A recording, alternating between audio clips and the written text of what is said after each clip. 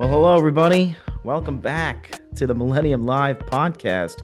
It's the podcast where we connect with the voices that are shaping the digital enterprise. And we're going to be diving into what it really means to build an agile, omnichannel strategy, one that goes far beyond buzzwords and delivers true business value, which is what we're all after as senior marketing leaders. And I have a great guest today. He's got his own podcast, so he knows what he's doing here. It's Marcus Lancaster. He's the head of e-commerce and retail strategy over at Quad, which is a great partner of Millennium. They're helping brands remove the friction, connect with consumers in meaningful ways, and really create those personalized experiences, all things that we're going to be talking about today. So, Marcus, I'm so happy to have you on the podcast. It's great to have you here. Connor, thank you very much for hosting me. It's really great to be on the show. Amazing, and can't wait to jump into this conversation and explore because as real time intent becomes increasingly valuable and consumer behaviors shift faster than ever, we're going to really rely on partners like Quad to unpack some of the awesome things that's out there, like blending online data with offline experiences, and really to help marketers rethink insights and move on to what really matters. So, this is going to be a fun chat, and I think we should dive right into it, Marcus. Sounds fantastic. Well, again, this is what a great subject. The increasingly we're talking to marketers that are really struggling with how to adapt to AI, how to make things happen faster, and the pace of change is, at least it's faster than it's ever been in my career. So it's great subject. Thank you very much for letting me talk about it. Yeah, I think a great way to start is this word agility that we all throw around often. And from your perspective, as a leader in this space, what is it going to take to build an omni-channel strategy that can truly flex and adapt to these consumer behaviors that are changing and the market conditions that are changing? And love to also mention Quad's omni-channel strategy that's centered around removing friction. So how, what's going on in this world, this space of in terms of agility, and how do you ensure that it stays this way in this ever evolving landscape? Well, thank you for the teaser about Quad too. We'll speak to that a little bit as the podcast goes on. Agility and agility in marketing in general. Um, I think kind of the level that you begin at has changed. It used to be about reacting quickly, being able to adapt to change, but we think that in 2025, it's more about building a foundation that almost anticipates change. You have to have an infrastructure with fundamental pillars that allow you to be prepared for whatever is happening, both what is happening at the customer level and what is happening in the marketing landscape as a whole. So if I'm kind of thinking about pillars, what are some of those pillars that you really need to do? One is first party data. You need an integrated data strategy across all touch points, online, offline, mobile, social, everywhere, so that you can understand your customers' behavior holistically and respond, with relevant information for them. Because that's really ultimately what makes you successful as a marketer is your ability to respond with relevance. So if a customer browses a product on mobile but purchases in store, you obviously need a system and a data system that identifies that as one singular journey. That's becoming table stakes in this business, but you would be surprised at how many marketers are struggling with that. Second thing you have to do is you have to be obviously very customer centric in the way that you put your marketing infrastructure together. The customer has to be at the center of everything. So you need a dynamic customer journeys that see them both as a digital touch point at their home, in the store. You have to be able to personalize the content based upon their intent and context, and you need to be able to listen to what they're doing. Mm. Follow customer led marketing.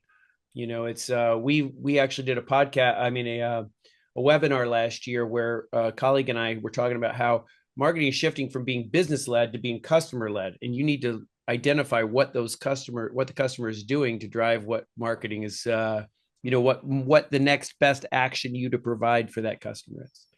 Obviously, you need a tech stack that's adaptable, and with composable API platforms. There's a lot of different ones out there. I'm not a tech nerd, but you obviously need a tech stack that's modular and able to do it. You need to be cross functional. So in a lot of ways, agility isn't a tech issue; it's a cultural one. Marketing, sales, product, service, customer service all have to be looking at the customer as a whole. And it's something that we at Quad have been very intentional about in the way we touch our customers, is of touching them as one touch point, not as a digital marketing agency, as a brand agency, as a printer, one company. And then you have to obviously experiment. So as long as you're able to experiment, get clear learnings quickly with things like A/B tests, monitor KPIs quickly, and then iterate. If you do all those things, you've built a foundation that can adapt to kind of change. So sorry if that went on a little bit, but that's kind of my approach to sort of creating an agile foundation for marketing. Yeah, no, that's and some great points indeed in there, Marcus. I want to follow up too by one of the things that I think we discuss at the Millennium Alliance assemblies is this blurred line now between digital and physical experiences and how brands should be approaching integrating online data with offline interactions to really create more relevant and meaningful customer experiences. So, if I'm a senior marketing leader and I'm looking for help, how do I approach this? And of course, what are some of the ways that Quad is helping blend online data with offline channels, such as, direct mail or in-store media? Well, thank you. I'll start with I believe Quad is a great partner, and I love what we do here. The good partner for a marketer is somebody who is able to um, a marketer that's able to touch all those multiple different touch points seamlessly, quickly, and working together. So the fundamental principle that makes that success is really data. You know, data isn't its own asset or its own part of the station. It should be kind of like almost a connective tissue across the entire customer journey.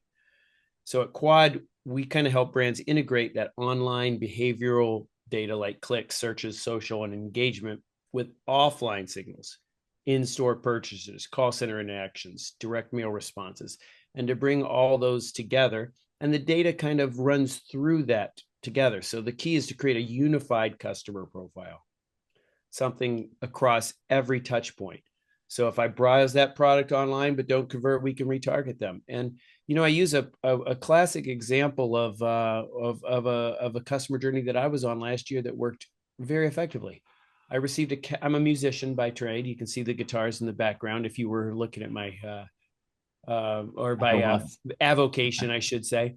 And Sweetwater is a musical instrument manufacturer. They did a catalog last year, and I was contemplating getting a new 12-string acoustic electric guitar. I looked at it, did not purchase. They had a synthesized view of me as a customer because I was a previous purchaser, and I started to get served that data. And every single interaction I received of that data was a picture of the very specific guitar that I was searching for.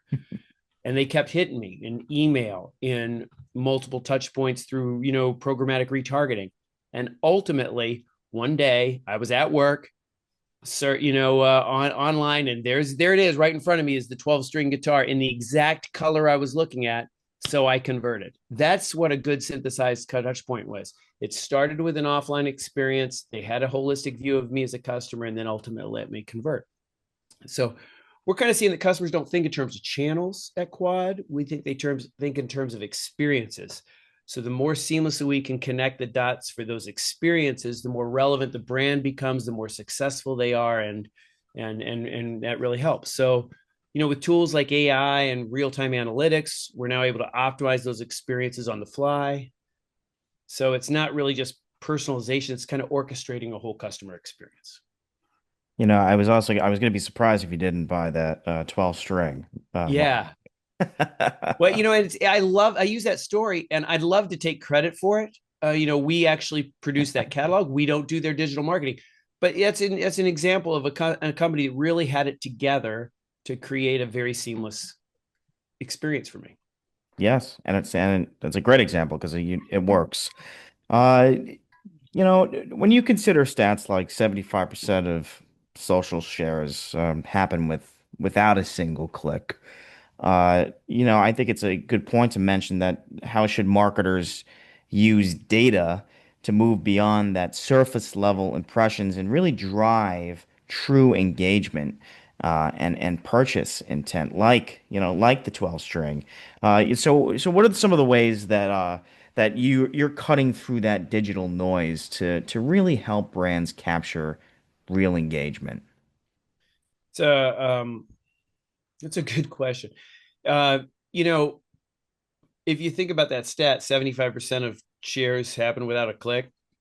It's kind of a good representative of how sometimes service level metrics can be misleading. As a marketer, you and your marketing partners need to really understand what's driving intent.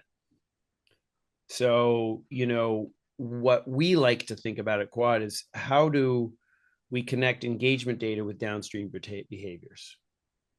So we might not look at who just liked a video, but who watched it, who searched for the product afterward, who added to the cart, and maybe didn't convert or maybe did, but who ultimately we got across the shopping line. And that's where the real insights live, So that's when you can start to glean um, uh, insights that will drive future marketing decisions and how you go to approach it. So, that's through things like creative testing, AI. AI is baked into. If you're not using it, you're really struggling. So, Quad has a partnership with the Google Cloud that we reference. Anyway, so you use creative testing AI and ultimately shift the mindset to reach to from just reaching more people to resonating with people. So attention is cheap, but trust is expensive. The brands that win are the ones that create content that people don't just see but they believe in, and it resonates with where they are in their intent journey. Yeah, Sorry if that sounded like a soundbite. I kind that, of I was about to say there's our teaser for this yeah, episode. yeah. Thanks, Marcus. I think I want to bring up another point that you mentioned too. That's worthwhile is that marketers often chase those vanity metrics. It looks good on the pie chart. Whatever. How can we really ensure though that the measurement strategies are really aligned with meaningful business outcomes, rather than the surface level engagement metrics that we're so often accustomed to? So really good question. And there are kind of two ways to answer it. The first is um, you obviously need to make sure that your measurement strategies reflect the goals of your real life business outcomes. So, you know, clicks might be great, but sales count, right? So, what are the important metrics for you as a brand? Is it sales lift? Is it customer acquisition costs? Is it LTV? Where are and it may be different, in fact, for a customer that is already in the pipeline versus somebody that you're trying to acquire. So, what are those, and how are you measuring how your marketing is performing? So, in Quad's case, analytics are a critical part of our approach. We help our customers build measurement tools and make sure that the things that you're measuring equate to what your business outcomes are. So we don't want anonymous metrics. We want, very detailed one. And household level data is a big part of that. I mentioned before that we use Google Cloud AI and their large language modules as part of our AI partnership. So, currently Quad has like 3 billion some odd data points across 97% of the customers in the United States. So you start to build a holistic model. Ours is anchored at the household level. So we can use that to track how a campaign influences actual buying behavior, not just who saw the ad, but who took action. You can, and a good example I used was Sweetwater, but here's another example. You can tie a connected TV ad to a specific household and then identify if that household made a purchase online or in store. And then that level of attribution allows you to optimize campaigns, build additional audiences that might have the same intent as the person that converted, and prove that ROI in a way that kind of just clicks and vanity metrics don't. So if you're I guess I'd say if your measurement strategy isn't aligned with your business goals, you're not going to be successful. Brands that win are the ones that measure what matters. I think that's a really important piece to hit on, Marcus, and I want to build off that a little bit before moving on because, Okay. this idea of household level insights, as opposed to device-based data approaches, really curious of what you've seen, with your customers that you serve, or just in the industry in general.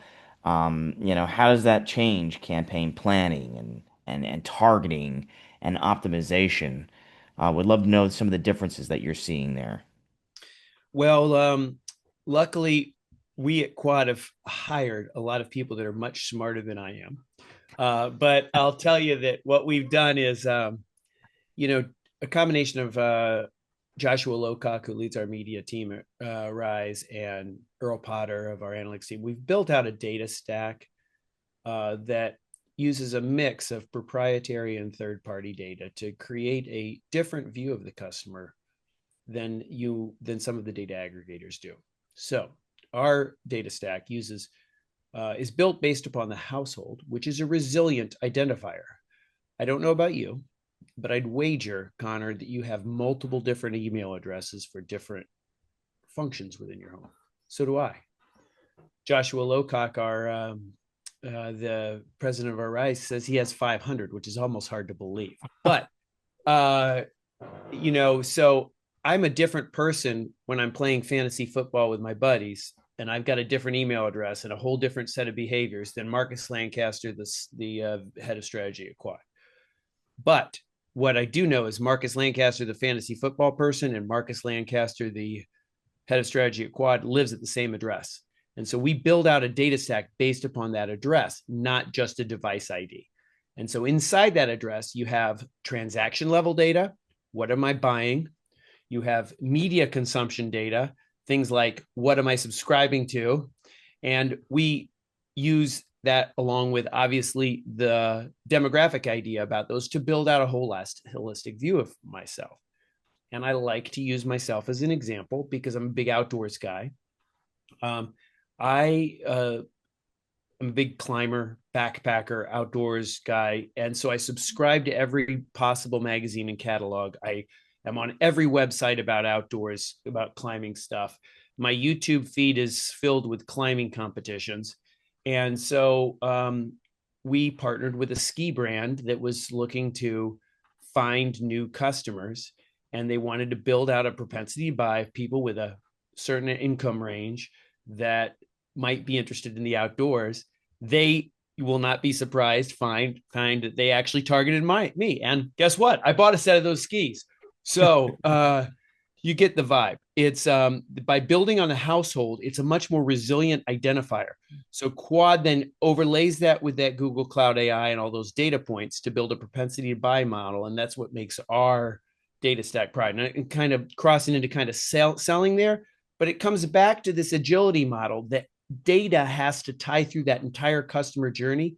And you make sure that your data sources are that data is the connective tissue for all of your marketing. And I would challenge you as a marketer, it's not uncommon for us to have conversation with people that have been thinking about data either in silos, just from the platforms, or other, and not thinking about it more in a holistic way. So that's something that, I think that we're going to see brands evolving to over the next few years. And then we're going to also see this evolution from device-led data to household-centered because it's so much more resilient. Sorry if Right. that sounded salesy. I didn't mean to, but I do believe in the data stack. Well, I think that's just creates such a personalized experience that that's got to be the way to go. I mean, I don't know how Uber Eats knows that at 6 o'clock on a Friday I'm craving pizza, but they'll literally send me a text message and say, order from this place, you deserve it. How am I not? Hell yeah, you got to do it. So I want to dive into how, these personalized strategies because I think it's important and, talk a little bit about, some things that excite you right now in terms of the innovations in online to offline strategies and, how they're really reshaping the path to purchase. How are the this evolving strategies create more personalized like we were mentioning, and more impactful in-store experiences as well. Um, that's a good question. I think one of the ways we're going to see online and offline synthesize more is as retail media networks mature. So they're not just used for awareness, but real driving uh, measurable in-store outcomes. And oh shucks, what was the Tom Cruise movie? Um, Not Mission Impossible. no, it was in the early '90s. He's like, oh shucks, I'd love to be able to quote it for this podcast. You're gonna have to edit this out, but anyway, he's walking through the store. He's walking through the stores, and it's saying, "Hey, Tom Cruise." It wasn't his name, but here's this new pair of pants that you want, and that kind of level of experience. That movie was made in the early '90s, and son of a gun, if I can't remember the name of it right now. But anyway, uh, the idea being that in-store experiences are going to become highly personalized as well. But before that, what we're going to see is the ability to identify Marcus's transactional behavior. And when I purchase and I'm impacted by those in-store ads, it's going to be traceable and routable back to what was happening with me. So at Quad, we've built a system called Quad In-Store Connect, which is the idea being to have a retail media network that allows retailers to monetize their customer base, allows CPGs to, with a single simple solution, hit the mid-market retailers of the world, and then allows them to obviously sell more, and then obviously allows the customer to capitalize on a more holistic customer experience. So we've built that into our ecosystem, and we're having, that's been something that's been very exciting to see grow. And I think over the course of the next few years, you're going to see a much more symbiotic relationship between the in-store experience and the online one. We're already getting there because when I interact with a QR code or scan something, that's already obviously triggering, and with good brands and effective brands, that's triggering an experience that builds my trust in the brand and provides me value as a consumer. We're going to continue to see that accelerate. So it'll be more precise and it'll be more personalized, and they'll be able to measure that performance even better and better. Yeah. We'll just say that it was Jerry Maguire, something like that. Yeah, shucks if I can't remember it. But oh well. Yeah. So as real-time intent, becomes so much more valuable to capture. It's going to be fascinating how brands can really activate data quickly enough to meet consumers in those critical decision-making moments. Just curious about how brands can really effectively do this and what ways that Quad is helping brands identify and act on those opportunities when a customer is right there and most ready to engage and buy that 12-string guitar. Well, first of all, let me say, Connor, that you're a better podcast host than I am because you keep giving me chances to talk about Quad.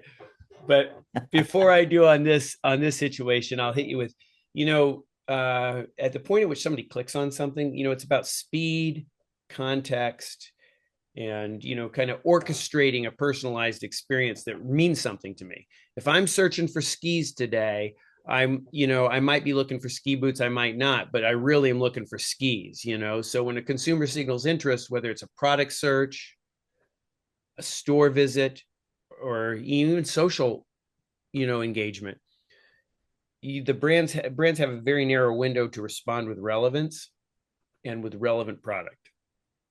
So that's kind of our superpower at Quad, or one of them. So because we're a holistic agency that serves the entire marketing ecosystem, but we're not a disparate holding company with a whole bunch of engagement. We're one hand to shake, one orchestrated engine. We help brands activate data in real time by, so we can integrate creative, media, analytics, data, and, into kind of one single agile system. So we can take that signal like a product page view or a cart abandonment and trigger a personalized response, in the right channel. In some cases, that might be a digital retarget. In other cases, that might be a mobile push if you're in store, or a dynamic ad, or even a piece of direct mail. All those things might be relevant in a different way for different brands and different customers. So, that's what we do uniquely well at Quad, is the ability to touch customers in a lot of different ways. And so it's cool. And what I'm proud of and what it's exciting to see in general is how AI and automation are accelerating that process, So we're able to now test creative variations on the fly, optimize media in real time, and even adjust messaging based on inventory. Suddenly you don't have inventory, so we're not going to push that product. That's the level we're getting to help our brands. And so a brand's goal should be not just to meet the customer, not just where they are, but when they're ready to act, where they're ready to act. And that requires an engine that's more than just data rich. It's kind of just decision ready, if you will. I'm kind of making that up on the fly, but you get the vibe. Yeah, of course. Well, Marcus, I want to talk about personalization, continue this chat rather about personalization, because personalization at scale can be difficult to achieve. And marketers know this. Wondering how marketers should think about balancing all of those moving parts, from creative to production, and make personalization more authentic and meaningful. And what are some of the things that you're doing over at Quad too that's addressing these challenges? Um, well, it's a good question. It wasn't that many years ago where I would attend industry events and brands would be talking about how their goal was to serve a personalized experiences on the web page, so that I'm being served products that I'm likely to be relevant to me when I land. Well, that's table stakes now. If you're not doing it, you're going to fall behind. Your brand is going to lose Right. share. Customers expect it when they interact with you online. In fact, customers expect personalization in all elements of their journey. So, you have to be able to do that at scale, and it's complex, it's hard, but it's a big opportunity. So it's not just a tactic, but it's more of a system that synthesizes creative, data, and media into a loop. So that means you first have to have a strategic understanding and a data stack that understands who your customer is and what they are doing. And you have to have a clear understanding of your audience. As we mentioned before, Quad believes that the household level is the best way to have that understanding. And then you design that modular creative that can flex across media channels, segments, platforms, and moments. So, if that's, we at Quad use automation and AI to scale that production. So we might not just create 10 generic assets. We might be able to, with the use of AI and this real-time understanding of the data and the depth of our knowledge, have 1,000 personalized one, each for a specific audience, channel, or context. And so having the robust creative resources, you have to have the assets to be able to deliver, and you have to have the data stack, and you have to be able to serve the media. Quad serves all three of those pieces together, and that enables us to do that fast for our customers. And if you do it right strategically, it feels human, not robotic. I'm starting to see AI ads on in my YouTube feed and on other things. I'm sure you are too, and they feel AI. The Yes. brands that are successful make them feel human, and so that's where creative strategy comes in, and a partner that's going to help you make be thoughtful about how to serve that content. So if you get it right, you end up with an experience like I mentioned before with Sweetwater, and a 12-string guitar on the wall back there that I bought. Yes, and I agree. You have to get it right. Otherwise, it's not going to work. Uh, Marcus, I'd love to riff all day with you here. This is fun. I just have a couple more questions for you, and Sure, I bring them. I do like to end the podcast this way. Kind of talking about the future and pieces of advice and whatnot. So we'll start this way. You know, marketing it's always changing. It seems like we're always discussing what ways, marketing's involvement in business, the role of the CMO, all that fun stuff. But again, as marketing continues to transform, I'm wondering what's going on at Quad. How are you, anticipating what's next and staying ahead of the curve and keeping up with AI like we've been talking about and adapting your solutions to meet marketers in the moment. That's a good question. Um, I might answer the question this way, Connor. Let me first say that I've worked here for quite some time, and I love our company. So you have to filter everything that I'm saying through that lens. How long It's a home game, how long but have you been at but Quad? pardon. How long have you been at My Quad? entire career, 30 years. Now, it's through 30 several years. acquisitions along the way. So my job does not look like it did, 10 years, 5 years, even 3 years ago. It's changed so much. And that's one of the reasons I Yeah. love it. In fact, I had an old boss that used to say, Quad is the best, most well-funded startup you've ever seen. Hmm. And so, the reason why we've had success and continue to grow and are now engaged with brands that didn't even know who we were 5 years ago is because of that agility and our desire to change. I believe personally that the uh, the agency holding company model is going to struggle in the next several years, and that companies like ours that have the ability to serve a variety of things in a very fast, agile way.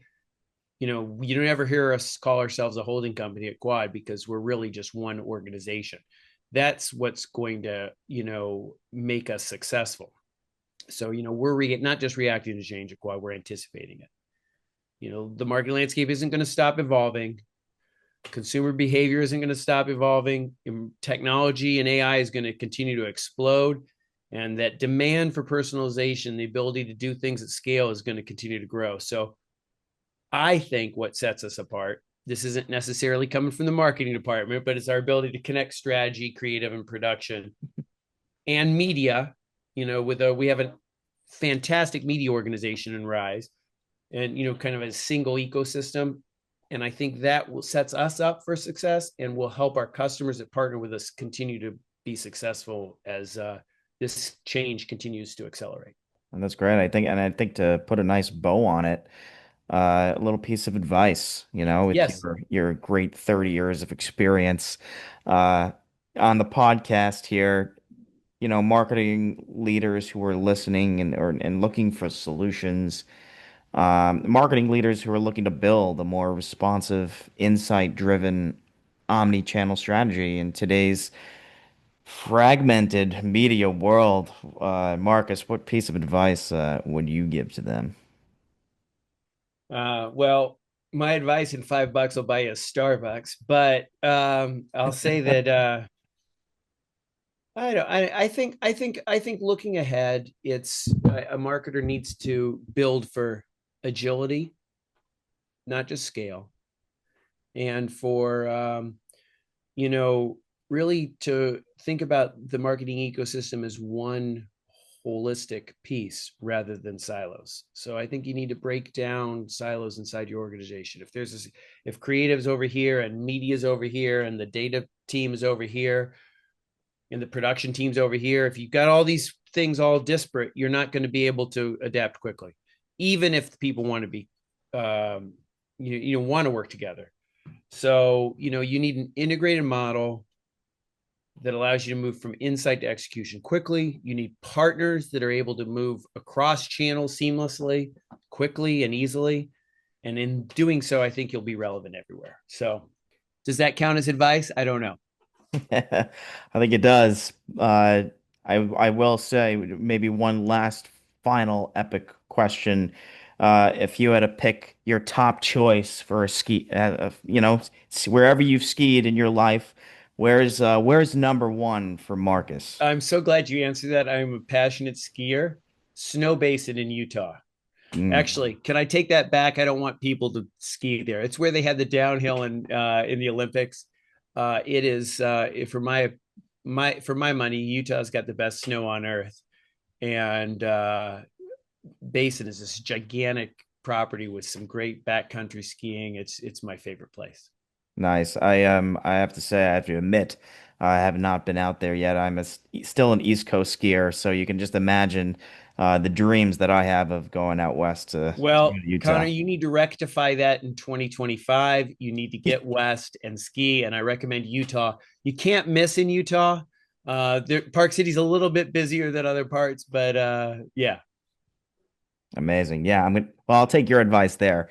Thanks, Marcus. Thanks for joining Millennium Live. This is such a fun chat with you. Come back onto the podcast to discuss more and helping marketers really help build that agile omnichannel strategy that's going to end up driving some real impact and keep coming back to the Millennium Alliance assemblies to have your knowledge share because you are a wealth of knowledge and it's so much fun to talk to you. So thanks Well, dude, I again. have to tell you, thank you for having me on. You guys do such a fantastic job. We love being partners with Millennium Alliance. They're great events always, and just a great team, and just really kind of you to have me on. I just really appreciate it, dude. Of course, man. We'll see you soon. Killer.